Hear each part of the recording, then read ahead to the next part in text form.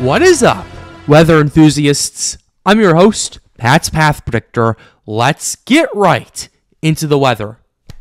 Alright, so here's the situation we have for you ladies and gentlemen. We have a bunch of stuff that we're going to go ahead and talk to you about today. We have some more ensemble runs and operational runs to go over, and we also have a lot more things to talk about in terms of the Atlantic, as well as a bunch of other stuff that has been going on. So let's go ahead and give a quick dive right into it. We're going to go ahead and start with the satellite imagery across the Atlantic, as well as other areas that we need to pay attention to.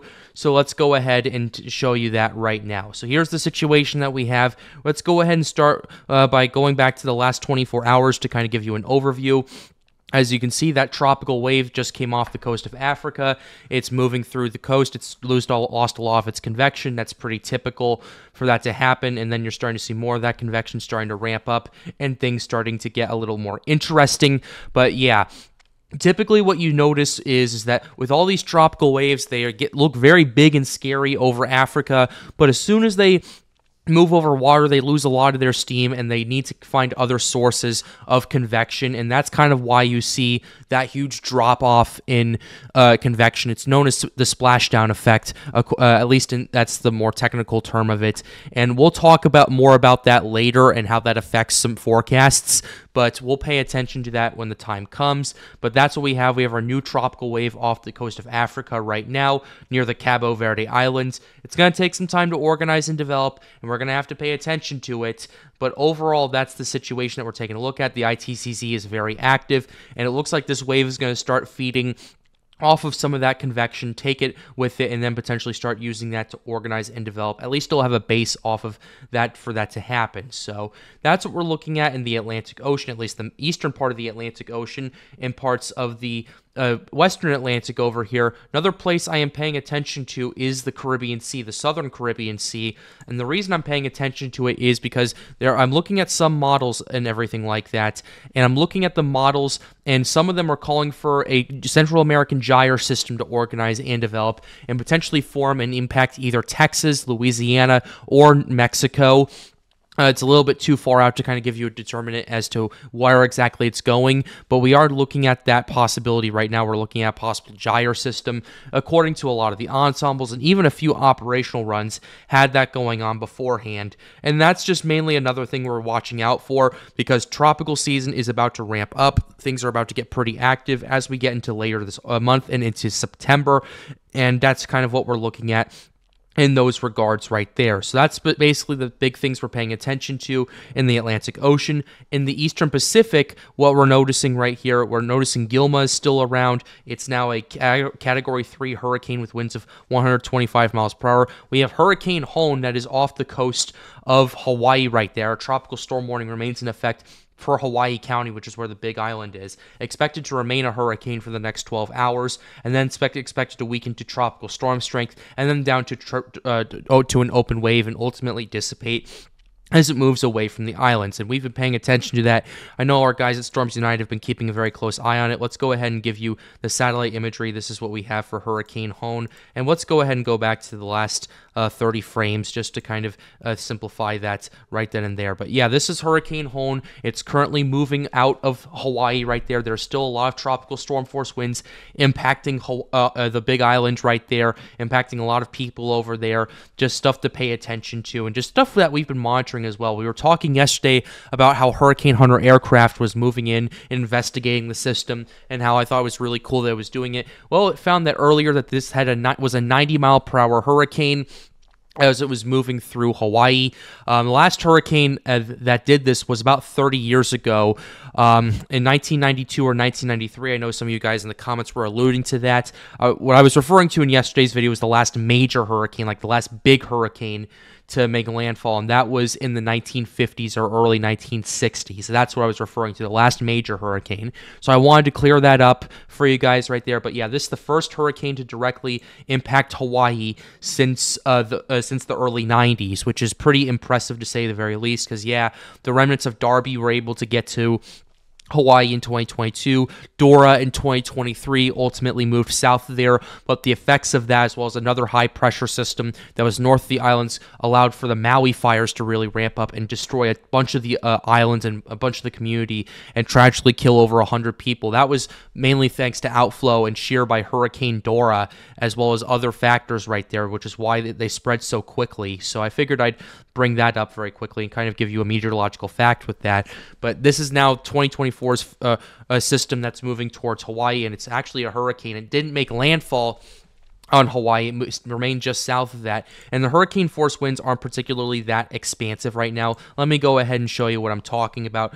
Hurricane force winds only extend outward 25 miles from the center. Tropical storm force winds 115 miles from the center, and they're large enough to pretty much reach almost all the island right there, or almost all the big island, while mainly keeping the rest of the islands intact and not really impacting as much. Yeah, there were some rain showers and some of the islands right there, but the system right here is dealing with shear. It's dealing with cooler waters, and that's why it's ultimately going to end up weakening as it moves off of the Hawaiian Islands. So just thought I'd show you guys that real quickly. We're also paying attention to Hurricane Gilma that is in the eastern Pacific Ocean, expected to head towards Hawaii as an open wave. Right now, it's a major hurricane with winds of 125 miles per hour at this current point in time. Minimum central pressure of 955 millibars. Once again, it's a relatively small system. Hurricane force winds extend only outward 25 miles from the center. Similar, actually, to excuse me, similar to Hurricane Hone, actually. I forgot the name for a second, but yeah, but that's kind of interesting. And tropical storm force winds extend outward 115 miles from the center of circulation. That's Hurricane Gilma right here. And if we go ahead and show you the satellite imagery right here, it still has an eye. It's still definitely keeping its act together, but it is starting to battle a little bit more shear, and it's starting to tear the core apart a little bit. And once again, with small systems, this could ultimately, like a small system like Hurricane Gilma right here, if a little bit of shear gets into it, it could end up disrupting and destroying the entire system at a very fast pace right here. And I'm surprised that's been holding on as long as it did. And we're going to go ahead and go back to 24 hours just to show you the evolution of this system right here. Let's go ahead and save that. We had a pretty big eye for Hurricane Gilma. It was really peaking around last night, and then this morning the core started getting disrupted, the shear started tearing it apart, and now it's entering its weakening phase. As a matter of fact, let's go ahead and go to the archive for Gilma right here, and we can give you an understanding of what was paying attention to, what we're taking a look at. It was actually a Category 4 hurricane right there. Ended up getting up to 130 miles per hour as a high-end category, low-end Category 4 hurricane briefly before weakening back down to 125 miles per hour. And I fully expect that to start weakening down to maybe 115 miles per hour as it gets closer to Hawaii and it continues to move through cooler waters and kind of just not do as much as shear continues to tear it apart. So that's ultimately what we're paying attention to with the Eastern Pacific. I know I'm covering that a little bit more and all that stuff, but the reason I am is because Hawaii looks like Hawaii's being impacted by Hurricane Hone. Hurricane Gilma could impact the Hawaiian Islands down the road, and that's what we're paying attention to. But Hone really ramped up, and it really caught a lot of people off guard. Yeah, it was expected to be a hurricane, but it wasn't expected to be a hurricane until it was moving just after the Hawaiian Islands, nor was it expected to be a hurricane for that long, which is pretty interesting to take a look at. And we can go ahead and pull up the archive right here. This is where we were at, the 65 mile per hour tropical storm, 5 p.m. Hawaiian Standard Time, still the same thing. Then it got up to 70 miles per hour. Then at 11 p.m. Hawaiian time, it got up to 75 miles per hour. And it's been going for the last 12 hours, which was kind of expected. It was expected to briefly get up to low-end Category 1 strength, but it got up to 90 miles per hour, which is an impressive feat upon itself. It kind of outperformed expectations and brought more impacts towards Hawaii, which is pretty interesting to say the very least. And that's kind of the last we'll hear of that as it continues to move off the Hawaiian Islands. And we'll pay attention to it for sure, but we won't be talking about Hone as much as we're looking at more trouble in the tropical Atlantic. Let's go ahead and show you some of the conditions we're paying attention to, starting with the global sea surface temperatures. Let's go ahead and start with those right now. Here's the situation that we have pulled up for you right here. This is the sea surface temperatures for much of the Atlantic Ocean. MDR is very primed for development. You see all these warm water temperatures, at least 28 plus degrees Celsius waters, ranging from the MDR from near the Cabo Verde Islands all the way throughout the entire tropical Atlantic Ocean right there. And I know we were talking a little bit about there being cooler waters in the eastern MDR, and I was kind of explaining how that wouldn't make as much of a difference because tropical cyclones rarely form east of 30 degrees west. It can happen. It has happened. Hurricane Larry and Hurricane Fred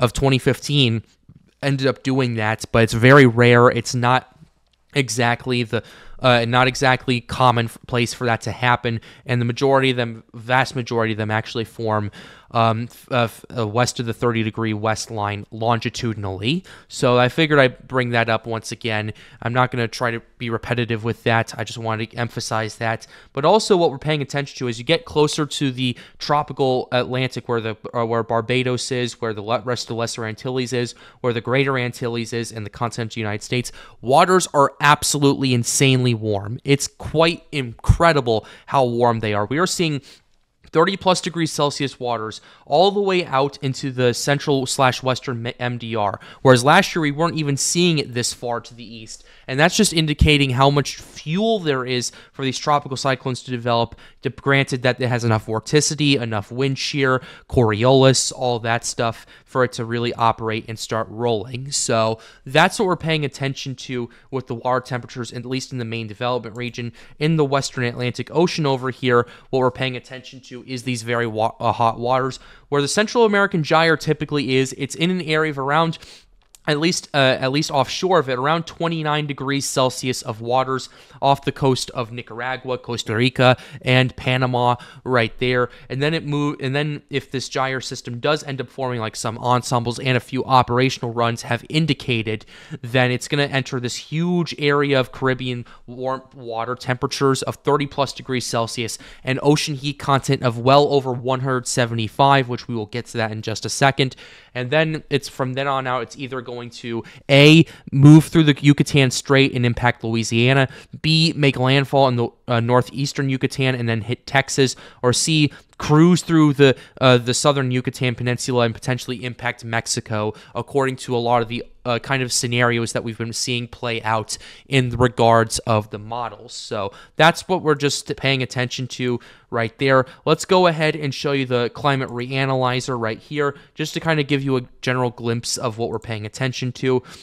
With the climate reanalyzer, it looks like the sea surface temperatures have mostly leveled off for pretty much late August. That's generally to be expected. Around 25 degrees Celsius. Still a lot of warm water to play with. This is where we were at the peak in 2022, 24.9 degrees Celsius. This is the second warmest waters on record right here. It was the record-breaking water temperatures for a long time through February, March. It kind of had a break in April and then continued its dominance in May and early June, and then it got below the 2023 levels as Hurricane Beryl started to organize and develop, and then it started surging once again, and now we're at this current point. We're at pretty much almost the climatological peak hurricane season. The surge is continuing, and that's why we're paying attention to that in that regards, and we are seeing a lot of these temperatures warmer than average. And a thing that's really surprised me this year is this part of water in north of the Yucatan Peninsula, because last year what typically happens is it's just outside the loop current and it's just outside of any eddies for it to really ramp up in temperature, and it usually stays around 26, 27 degrees Celsius or so. But this year we're up to 29 to 30 degrees Celsius, and that's about a 3 to 4 degrees Celsius increase, or about a 5 to 7 degree Fahrenheit increase for those of you living in the United States. And that's something I'm paying attention to, because typically what you notice is a lot more of a cooler anomaly just north of the Yucatan Peninsula, and then you would have pretty much all these warm waters surrounding it, and that's pretty much what I found kind of interesting, and that does raise a few concerns for me, not just because, there's a bunch of stuff going on, but let's say it moves out of the northeastern Yucatan Peninsula. Boom, it's right into that warm water once again. Now, again, we've talked about this with Hurricane Beryl, but what ended up happening with that, and the reason it wasn't able to reorganize and reintensify to another monster situation for Texas was because its mid-level circulation and low-level circulation dislocated. It kind of jolted apart, and it took some time for it to get realigned and for it to ultimately allow for organization and intensification. So that was the reason why Beryl took so long. It finally had a weakness, and the dry air kept it from really strengthening until the very last few hours. So that's what we're paying attention to. Let's go ahead and show you the ocean heat content right here. OHC continues to be very, very warm right here. Let's go ahead and show you the August 25th values right here. Ocean heat content in this part of the Atlantic Ocean, in the Caribbean Sea and the Gulf of Mexico, continues to be surging and surging right there. We're seeing a lot of areas of 175 plus degrees Celsius right across off the coast of the Dominican Republic. These are values right here in the Eastern Caribbean that I really did not expect, nor did I want to see. And that's just very concerning for me to pay attention to. And just basically mainly because, let's say, this tropical system that enters the Caribbean Sea, according to a lot of the ensemble runs, as well as some of the more operational forecasts leaning towards getting into the Caribbean Sea, enters that huge bank of ocean heat content. And considering the fact that there's going to be low wind shear at that current point, according to a lot of these forecasts, then it's going to allow for a tropical system to potentially rapidly intensify. Not saying it's going to happen, but the conditions are very much there. And to be honest, they have been there since October, since last year, because no hurricanes ended up going into the Caribbean Sea because it was an El Nino, and the Bermuda High was weak enough to keep all these systems out to sea, with a few exceptions. What ultimately is going on now, from what I am noticing, is basically you have a much larger amount of capital for these systems to work with. And if it taps even into a little bit of that, that can cause big results for the tropical cyclone. We all saw that with Beryl late June and early July. It wasn't even in all that OHC and warm water when it explosively intensified to a low-end Category 4, then high-end Cat 4, then eventually a Category 5 hurricane right there. And that's just stuff you need to keep very close tabs on. Let's go ahead and show you the wind shear values right here. Like I said, the Caribbean wind shear is a lot lower than it was a few days ago, and it's getting a lot better and a lot more active for systems to organize and develop. You're also noticing that Gulf of Mexico wind shear is finally pushing out. There's lower wind shear values moving into the deep south and into the Caribbean Sea right there, and that's going to allow for less wind shear and ultimately more moisture to allow for to develop right here. Because let me go ahead and show you the satellite imagery right here. We're going to go ahead and go to the Western Atlantic, and we're going to go ahead and pull up the water vapor imagery, and this is 30 frames right here. And ultimately what we're noticing is a lot more moisture in the Gulf of Mexico, in the Caribbean Sea. That, there is some dry air in the eastern part of it, but that's going to be mixed out eventually. And you're noticing a lot of this stuff just really ramping up and getting more and more primed for hurricane activity.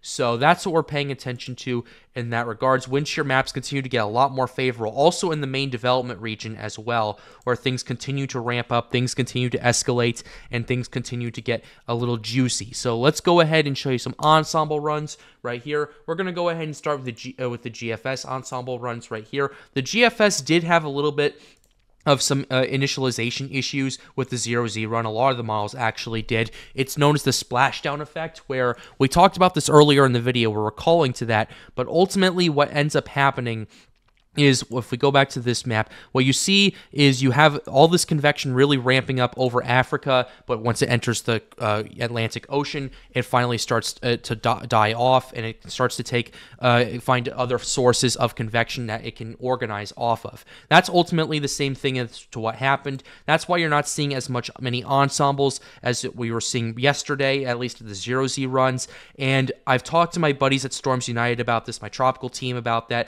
They've all told me that a lot of the 0Z runs are contaminated because of that fact right there. So let's go ahead and show you the 12Z run right here. As you can see, a lot more concentrated scenarios in the Western Atlantic as well as in the main development region over here. Based off what we're seeing a lot more stronger scenarios as well, as more and more things continue to ramp up and escalate over in that regard. Let's go ahead and show you the European as well. We're going to go ahead and show you the 0Z as well. Yeah, as you can see, it had a similar splashdown effect, because if we can go, remember from the 12Z yesterday, let's go ahead and show you that. I did not mean to do that. Let's go ahead and zoom out of this real quickly. Okay, I really did not mean to do that. Okay, that's okay, that's better. And here's the 12Z from yesterday. As you can see, a lot more concentrated, a lot more things starting to ramp up and escalate from there. So we're going to have to pay attention to that as this potential Gulf system and the main development region / Antilles system continues to organize, and we'll keep you updated here on the Pat's Path Predictor channel. Be sure to leave a like and subscribe to the channel if you are new. It helps us out, helps us get more videos out like these. The goal of this channel, as always, is to get more people engaged with weather. If you want to come hang out with us at Storms United, be sure to join our Discord server. The link to that will be in the end screen. Also, shout out to Daniel as an official sponsor of the Pat's Path Predictor channel. If you want to be an official sponsor, be sure to join my Patreon. First link in the description down below, and I'd be happy to see you there. With that being said, have a wonderful day, guys. Stay safe.